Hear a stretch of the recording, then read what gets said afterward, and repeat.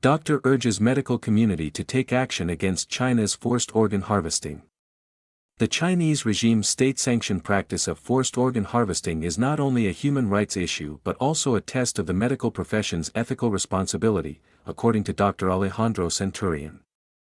Centurion, a neurologist and an associate director of medical affairs at U.S.-based advocacy group Doctors Against Forced Organ Harvesting, called China's forced organ harvesting one of the gravest violations of medical ethics in the 21st century. It really represents the ultimate corruption of medicine.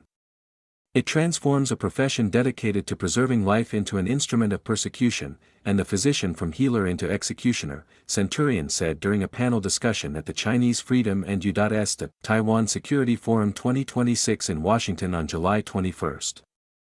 Despite evidence accumulated over 2 decades, Centurion said the medical community has become less willing to address the issue, driven by 3 factors: weaponized medicine, the verification trap, and institutional normalization. Centurion said that the Chinese Communist Party's framing has influenced the medical community, leading physicians to regard forced organ harvesting as a political or human rights issue rather than a core medical ethics question.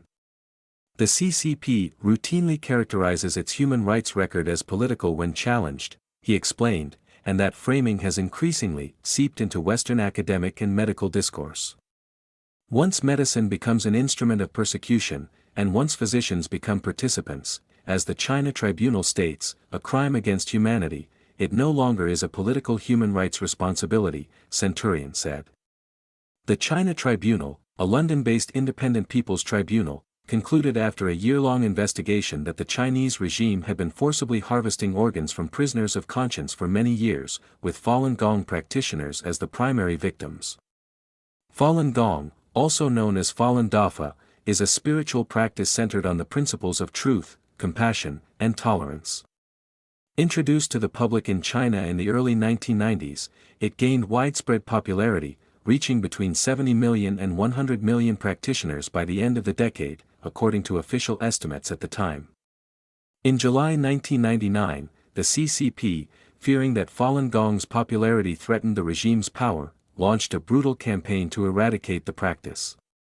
Since then, many have suffered arbitrary detention, forced labor, and torture, as well as death from forced organ harvesting.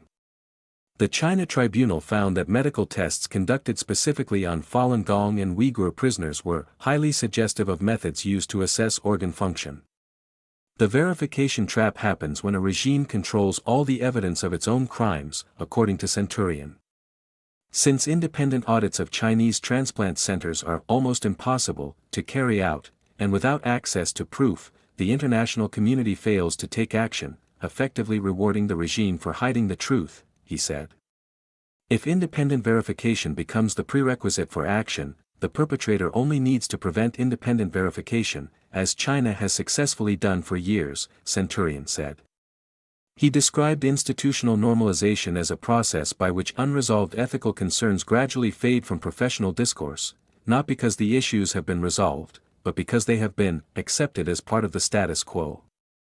At the same time, Western institutions have a powerful incentive to avoid public confrontation with Beijing to preserve their ties with Chinese counterparts, according to Centurion.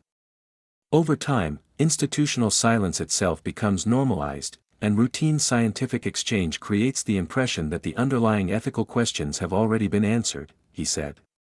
Centurion said he witnessed that phenomenon firsthand at this year's American Transplant Congress, held in Boston in June. He recalled speaking with a highly respected transplant surgeon who held a leadership role in a major international transplant society. When Centurion asked about China's forced organ harvesting, the surgeon acknowledged that although no thorough, impartial investigation had ever taken place, many within that transplant society's leadership wanted to move on from the issue. The panel discussion was moderated by Jan Jekielek, senior editor at the Epoch Times. In his best-selling book, Killed to Order, published in March, Jekielek explores how the Chinese regime's industrial practice of forced organ harvesting became an estimated $9 billion industry. In 2022, the Society for Heart and Lung Transplantation decided to ban Chinese papers on organ transplantation. Calling that decision a very significant development, Jekielek urged others to follow at the panel discussion. It would be great to see every international transplant association take that position, Jikilek said. Moving forward, Centurion urged U.S. lawmakers to support the Falun Gong and Victims of Forced Organ Harvesting Protection Act, which advanced out of the Senate Foreign Relations Committee in June. Centurion said the legislation would serve as a powerful antidote to the institutional normalization that has increasingly paralyzed much of the international transplant community. One of the provisions of the legislation would require the Secretary of State to submit a comprehensive report to Congress detailing the official and unofficial transplant policies in Communist China. It would cover how these policies apply to prisoners of conscience, including practitioners of Falun Gong and other prisoners or victims. The report would also cover the known or estimated annual volume of transplants performed, along with other details to assess transplant policies and practices in China.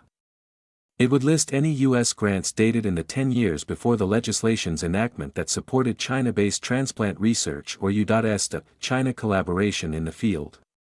Such a report would provide an independent foundation for future policy and make it considerably more difficult to dismiss these concerns as lacking evidence or politically motivated, Centurion said. Eva Fu contributed to this report.